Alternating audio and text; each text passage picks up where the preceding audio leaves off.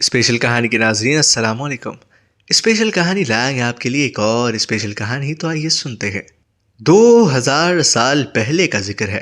مشہور یونانی فلسفی افلاطون نے ایتھنز میں اکیڈمی کھولی جہاں وہ امراء و شرفاء کے لڑکوں کو تعلیم دینے لگا۔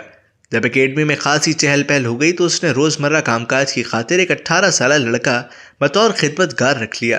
وہ لڑکا مشروبات اور کھانے کا اہتمام وغیرہ کرتا اور دیگر چھوٹے موٹے کام کرتا تھا۔ یہ اکیڈمی صرف امراء کے لیے مخصوص تھی۔ چنانچہ لڑکا اپنا کام کر چکتا تو باہر چلا جاتا۔ ادھر جماعت کے دروازے بند کیے جاتے اور افلاطون پھر طلباء کو تعلیم دینے لگتا۔ وہ لڑکا بھی دروازے کے قریب بیٹھا اندر ہونے والی باتیں سنتا رہتا۔ 2 ماہ بعد افلاطون کی جماعت کا نصاب ختم ہو گیا۔ اب حسب روایت ایک شاندار تقریب منعقد ہوئی۔ اس میں شہر کے سبھی عالم فاضل شرکت کرتے تھے۔ طلباء کے والدین بھی شریک ہوتے۔ تقریب میں جماعت کے ہر طالب علم کا امتحان بھی ہوتا، وہ یوں کہ ہر ایک کو کسی موضوع پر سیر حاصل گفتگو کرنا پڑتی۔ چنانچہ اس تقریب کا موضوع علم کی اہمیت تھا۔ افلاطون کی جماعت سے حال ہی میں فارغ التحصیل ہونے والے طالب علم ڈائس پہ آتے، موضوع کے متعلق کچھ جملے کہتے اور پھر لوٹ جاتے۔ کوئی طالب علم بھی علم کی اہمیت پر متاثر کن تقریر نہ کر سکا۔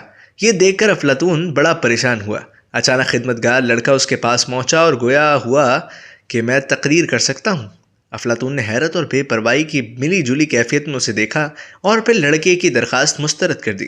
اس نے کہا، میں نے تمہیں درس نہیں دیا، پھر تم کیسے اظہار خیال کر سکتے ہو؟ لڑکے نے تب اسے بتایا کہ وہ پچھلے 2 ماہ سے دروازے پر بیٹھا اس کا درس سن رہا ہے۔ تب تک افلاطون اپنے تمام شاگردوں سے مایوس ہو گیا تھا۔ چنانچہ اس نے اپنے نوجوان کو حاضرین کے سامنے پیش کیا، لڑکے کو تقریر کرنے کا اشارہ کیا۔ لڑکا بولنا شروع ہوا تو آدھے گھنٹے تک علم کی فضیلت پر بولتا رہا۔ اس کی قوت گویائی اور بے پناہ علم دیکھ کر سارا مجمع دنگ رہ گیا۔ تقریر بڑی مدلل اور متاثر کن تھی۔ جب لڑکا تقریر مکمل کر چکا تو افلاطون پھر ڈائس پر آیا اور حاضرین کو مخاطب کر کے بولا، آپ جان چکے کہ میں نے پوری محنت سے طلباء کو تعلیم دی اور دوران تدریس کسی قسم کی کوتاہی نہیں برتی۔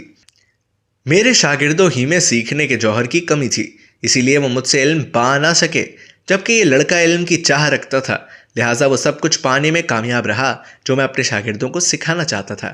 آج دنیا اس لڑکے کو ارسطو کے نام سے جانتی ہے، جس نے فلسفے سے لے کر سائنس تک میں تمام نظریات سے دیر پاس رات چھوڑے۔